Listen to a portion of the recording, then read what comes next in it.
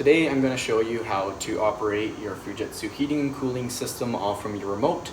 But before I do that, I want to show you a very important in-home maintenance that you can do yourself as a homeowner for the overall health of your system. So before I move on, I'm just going to turn my system off and show you how to clean the filters. So on either side of this front cover, there's a little section that you can get your little fingers in just to prop open the front cover plate. It should hold up its own weight, and that's going to expose our two filters on either side. Just by easily pulling them down, we have our two filters out, just like that. And you can see that these two need a good cleaning. I'm not going to do that right now, I'll do that after the video. But to clean these, all you really need to do is run them under a hot sink or in a bath, outside under the garden hose. If they're really clean, you can get away with just a vacuum or maybe just tapping them together and letting that dust go outside. After that, you can quickly just put them right back in. They don't need to be completely dry for 24 hours. You can just give them a quick flick so that most of the water is off, but anything that's left over will fall into our drain pan and go outside the house. It doesn't matter what filter goes on which side. When you put them back in, they fit both the same. And during our annual maintenances, we will offer, if you would like to purchase new deodorizer strips, if you're noticing any strange smells coming from our systems. So like I said, doesn't matter which one goes on what side. You just put them up on the tracks and they'll follow the guides back in. Same thing on this side, follow them back in. And now we can make sure this guy's closed by push, push, and once in the middle. Now we can go ahead and we can hit our power button, which is this little amber colored light. And just like a TV remote, you want to be pointing at that system for it to do anything. Anytime I change a setting, or if I change the modes, the temperature, you want to hear that unit beep at you. That's how you know that it's registered. If you don't hear that, you know that the system did not hear or register what you were trying to change. So right away I can see my temperature up, down, and that's being displayed right in the middle there. 21 is what I have it set to right now. So it's not actually reading temperature at my remote itself. This means that I can put it away in the drawer, or I can put it somewhere that kids aren't going to be playing with it. Where it's actually reading temperature is just in this little 2-inch gap above your unit. Inside there's a thermistor that's reading temperature, telling the unit it's either happy, satisfied, it needs to work harder, doesn't need to work as hard, or shuts itself off. So on my left side, on your remote that you have at home, it says mode. And right now it might say heat, cool, auto, dry, fan. So what the auto is saying is, if I'm set to 21 degrees, it's going to jump between heating and cooling by itself to maintain you at 21 degrees. So what that means is, if our temperature in the room goes up to about 23 degrees, it will kick on that air conditioning to bring you back down to 21. Vice versa, if temperature drops below 21, say to 19, it'll kick on that heating to bring you back up to 21 degrees. That's the auto setting. Jumps between heating and cooling for you, so you don't have to come to your remote every single time. After that, it goes down to cooling. So if we are set to 21 degrees, maybe it's the middle of the summertime, we want it to cool down to 21 degrees. Now everyone might be different. 21 might feel nice to some people, other people may like it a little bit cooler. So they might want a 19 or an 18 degrees. That means we are cooling down to 18 degrees and then the system will shut itself off. One more time, we have the dry mode, so that's going to take any moisture out from the air in your house, and it's going to drain outside your house. One more time, and we have the fan. So when you see the fan displayed on your mode, you won't be able to set a temperature setting, and that's because we're not using the outdoor unit to run the fan on the inside. We're not able to set a temperature because we're not heating, we're not cooling. We're strictly acting as a fan that you would have, say, in your bedroom or something. Just a fan. To operate the fan is on the other side, and if you open up your remote, you can find the word that says fan, and now you can adjust your fan speed. You can have it at a high, If you're noise sensitive, you can drop it down to a lower setting. Lots of people have it on that level of 3, so it's like a medium high. It's not too loud, it's not too quiet, it moves the air around very nicely.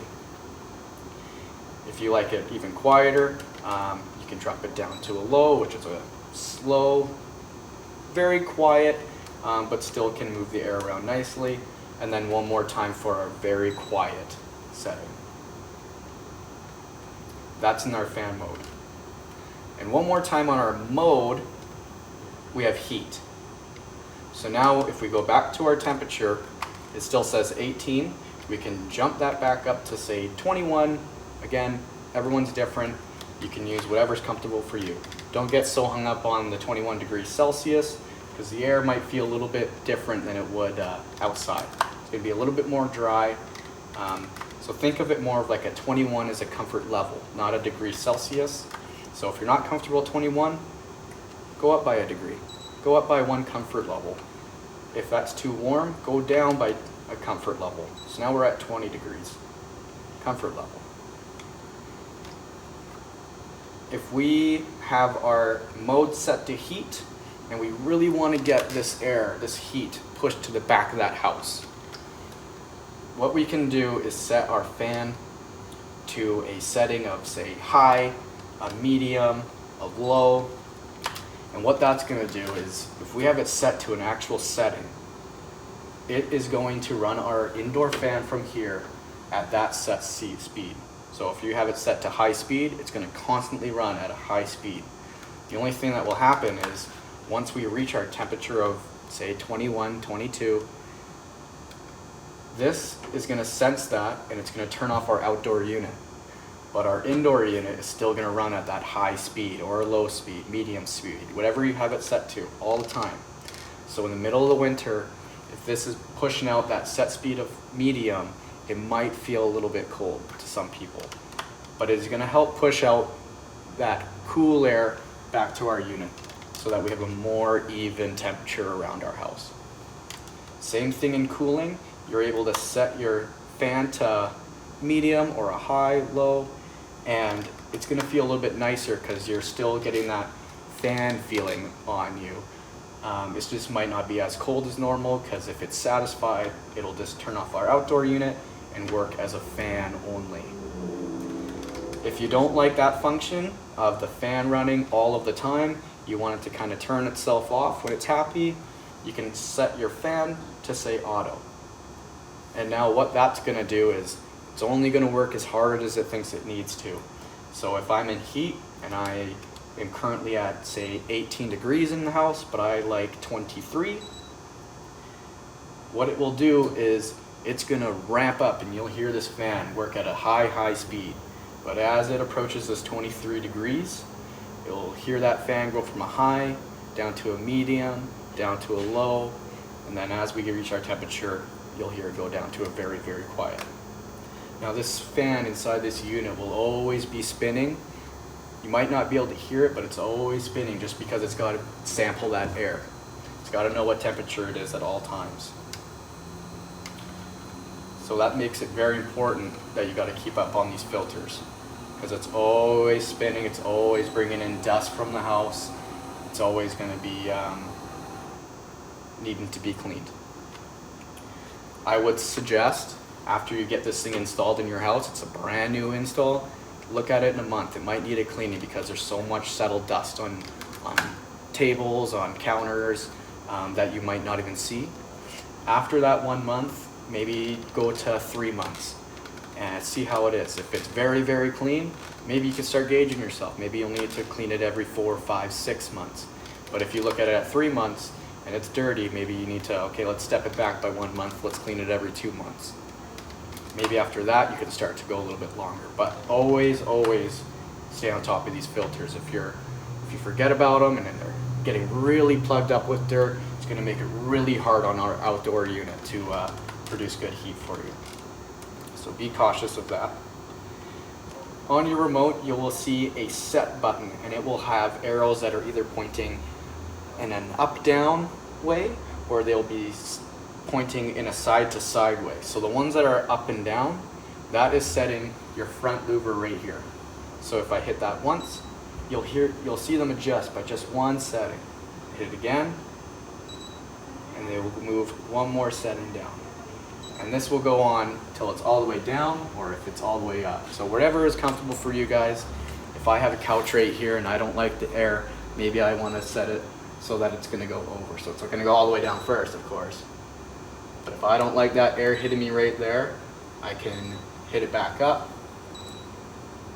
and it will shoot this air, whether it's hot or cold or room temperature air, it's going to shoot right over that couch that I'm sitting in. If you want it to oscillate up and down on its own, you can hit the swing button. So now what that's going to do is it's going to start at the top, and it's going to just very, very slowly go all the way down, and then make its way all the way back up. Now some models also have another set button, and that's going to show the arrows going the other way. So what that's going to do is move the ones in the back side to side. You'll see those every time you hit the set button, they'll move by one spot. And they can also do that swing effect as well. So if you hit that swing button, you'll see the front ones go. You hit it one more time, and it will do the back unit, the back louvers. And if you hit it one more time again, you can get the front one going and the back one going at the same time. If you don't like that, you just hit that swing button one more time, and they will go back to their original positions.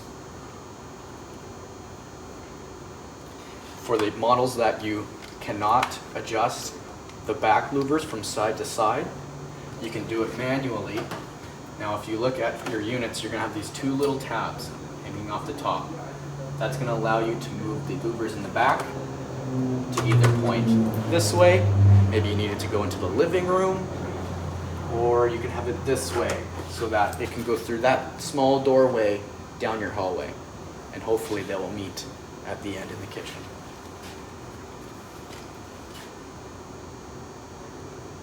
After that, we have an economy button. So say if you are leaving just for the weekend and you want to come home to a relatively comfortable house, you can hit this economy button, and it's going to display a small suitcase on your screen right here beside your operation, right there. That is our suitcase. So that means we are using 70% of our power for our unit. We're not going to be wasting energy while we are not in the house. So that's if you're going away for, say, a week or the weekend. You don't need the unit as bad.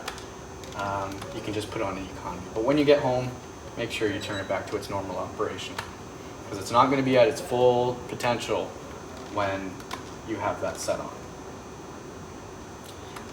Say when you did come home and it was on that economy, what you can do to get you up to temperature as fast as possible is you can hit this powerful button. What that's going to do is it's going to run at its as hard as it can to get you your set temperature as fast as it can. To turn that off, it will turn itself off after 20 minutes of that hard, powerful operation, or it will turn itself off from you hitting that powerful button again. Or the other way for it to turn off is after 20 minutes of operation. It will shut itself off and go back to your normal operation. Another thing is our minimum heat. So say if you do not like the cold here, you take off and you move somewhere nice and warm for the winter, say a month or 2 months. Instead of turning this thing off, let's just hit this minimum heat button that's on the top left of your remote. What that's going to do is it's going to maintain of 10 degrees in your house. So that's going to keep pipes and stuff from freezing up, keep this guy running, and keep this guy on your outdoor nice and healthy. So what I always tell people is, for efficiency reasons, when you are in the middle of summer or you're in the middle of winter, let's keep it in either a heat or a cooling setting, and let's find a temperature that everyone in the house can agree on, that we can leave for 24 hours a day. We don't have to come to the remote, okay, it's 6 o'clock, let's drop the temperature down to now 19, and then first person in the morning gets up and has to turn the temperature back up to 22 degrees. That's where you're going to lose efficiency. Because this compressor can either run at 10% capacity, anywhere up to say like 100. So when you are doing that, this compressor now has to ramp all the way up as far as it can go just to get you to your temperature. Whereas if you find a temperature that you are happy with 24/7, every time it has to come on, it's just barely touching that gas. It's basically like a cruise control in your car. Just barely has to touch that gas just to keep you at that temperature, rather than coming to a complete stop and then having to hammer on that gas just to get you back to your temperature. So try and find a temperature that you're okay with 24/7.